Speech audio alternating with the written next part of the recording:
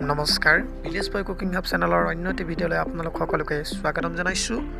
আজি মই তৈয়াৰ কৰিব গৈ আছোঁ জলকীয়া আচাৰ। ইয়াৰ বাবে মই আদা নহৰু লৈছোঁ আৰু পকা কেঁচা দুইবিধ জলকীয়াই মই ব্যৱহাৰ কৰিছোঁ। জলকীয়াখিনি মই ভালদৰে গুচাই ল'লোঁ আৰু ঠাৰিখিনিও ইয়াৰ পৰা আঁতৰাই ল'লোঁ। ইয়াৰ পাছতে মই লৈছোঁ অলপমান সৰিয়হ। সেই সৰিয়হখিনি এখন শুকান কেৰাহীত মই অলপমান ভাজি লৈছোঁ। তাৰ পৰা মই এইখিনি মিক্সিত মাৰি দিছোঁ। এয়া চাওক। তাৰ পাছতে মই এইখিনি তেলখিনি পুৰা গৰম কৰি লৈছোঁ। গৰম কৰাৰ পিছত সেইখিনি অলপ ঠাণ্ডা হ'ব দিছোঁ। তাৰ পিছত ইয়াতে মই আদা নহৰু পেষ্টখিনি আৰু যিখিনি সৰিয়হ আছিলে সেইখিনিও ইয়াত দি দিছোঁ আৰু মই এইখিনি ভালদৰে লৰাই দিছোঁ। এনেদৰে লৰাই দিয়াৰ পাছতে ইয়াতে মই যিখিনি জলকীয়া মই কাটি লৈছিলোঁ টুকুৰা টুকুৰ কৰি সেইখিনি ইয়াতে দি দিম। এতিয়া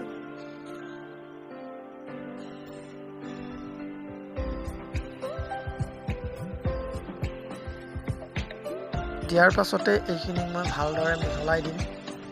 এটা কথা মনত ৰাখিব, জলকীয়াখিনি আপোনালোকে টুকুৰা টুকুৰকৈ কটাৰ পাছত অলপমান ৰ'দত দিব লাগিব। বেছি নহ'লেও এদিন ৰ'দত দিলেও হ'ব। এনেদৰে মিহলোৱাৰ পাছতে ইয়াতে মই এড কৰিম এতিয়া অলপমান জিৰা আৰু ধনিয়া গুড়ি। আপোনালোকে গোটা জিৰা বা গোটা ধনিয়াও ব্যৱহাৰ কৰিব পাৰে। মই সেইখিনি অলপমান পেষ্ট কৰি লৈছোঁ।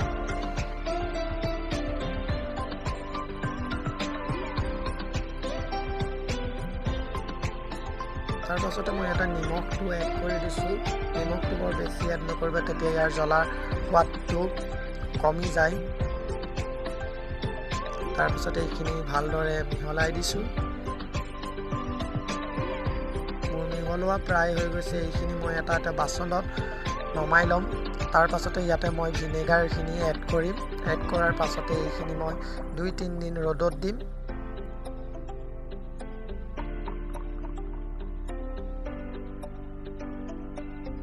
ৰ'দত দিয়া 2-3 দিনৰ পাছত আপোনাৰ আচাৰখিনি খাব পৰা হৈ যাব।